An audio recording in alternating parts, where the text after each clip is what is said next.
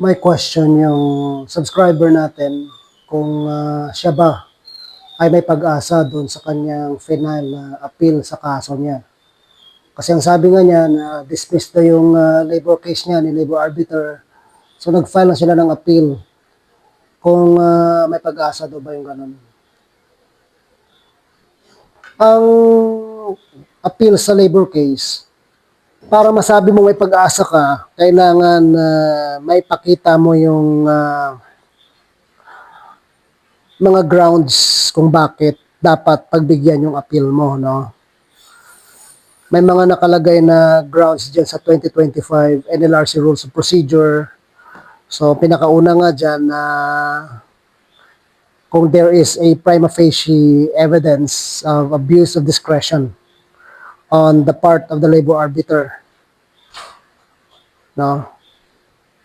Pangalawa, if the decision was secured through fraud or coercion, including graft and corruption.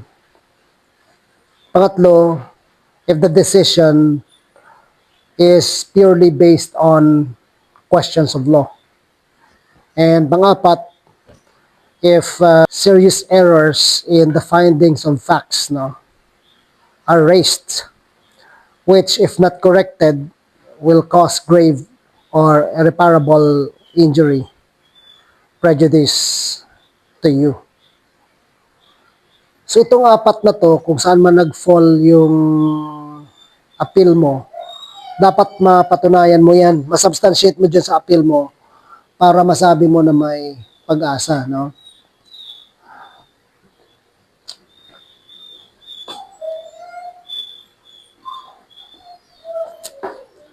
Well, in reality naman, pagdating sa appeal, normally 50-50 pa rin naman ang chance, ano? Pero it's always a matter of increasing your chances of getting or securing a reversal, no? Reversal kasi pinapa-reverse mo yung decision ng arbiter. Sabi mo na-dismiss nga, di ba? So pinapa-reverse mo, kaya ka nag-appeal. So para ma-secure mo yung reversal, kailangan ma-increase mo yung chances mo na mapa-reverse.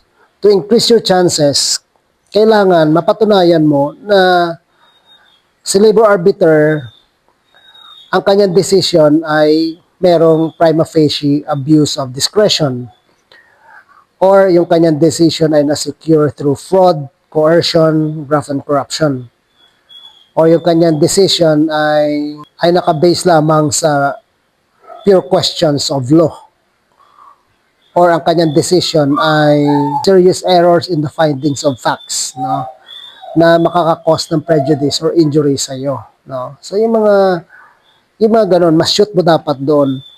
Pag sinabi mo kasing prima facie abuse of discretion, no, sa part ni labor arbiter, kung halimbawa inabuso niya yung kanyang discretion, kasi discretion niya na desisyon na ng kaso base sa kung ano yung batas na applicable doon sa kaso. Eh kung halimbawa, inignore niya yung ebidensya, no, substantial evidence, di ibig sabihin merong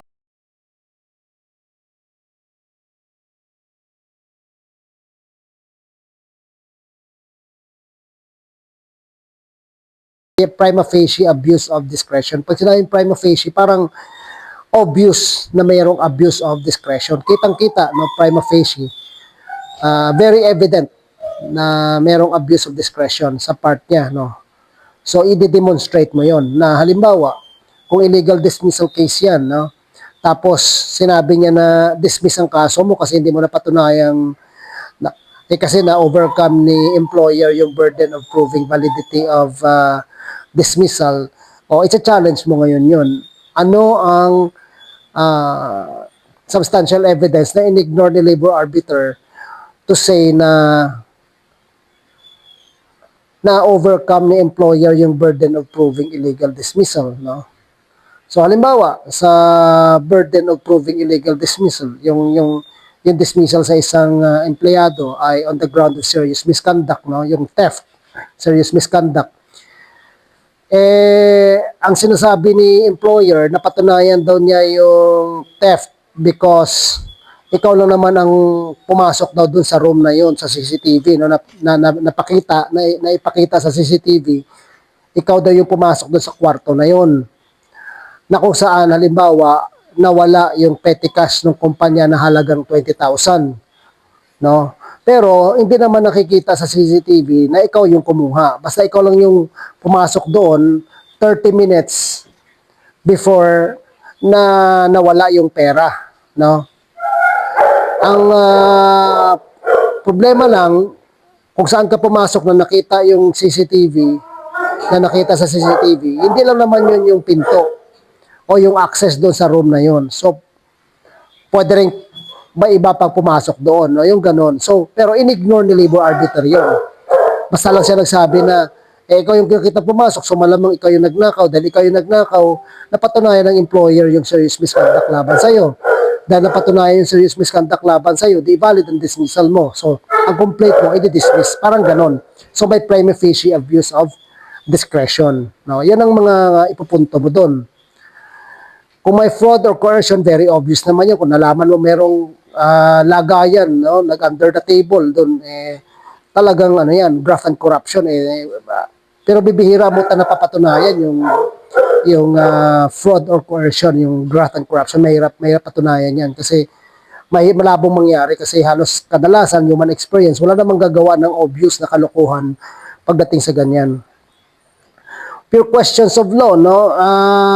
Ang usapan na lang dito, yung question of law, merong misinterpretation o may misapplication sa labor arbiter dito. Halimbawa, ipapakita mo rin yun, no?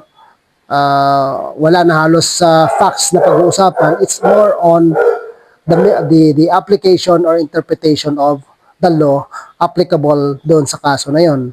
Pangatlo, mayroong serious errors in the finding of fact, no? Kung ito yung ground mo, ipo-point mo yung specific pieces of evidence o kaya testimony na hindi napansin ni labor arbiter, no, para ma-consider yung case mo. So halimbawa din sa theft nga natin, meron nag-testify na sa part mo na nag-affidavit na sabi niya, oo nga, pumasok ka nga doon, pero nakita din yan na may 3 pang taong pumasok pagkatapos sa'yo. No? So, ibig sabihin, may nagte-testify na overlook ni labor arbiter, o may affidavit pala ito nagsasabi na hindi ikaw yung huli pumasok doon. May iba pa, pero sa ibang pinto dumaan, no? Ikaw, dumaan ka lang doon sa pinto na may nakatapat na CCTV, no? So, yung mga ganyan, example lang natin.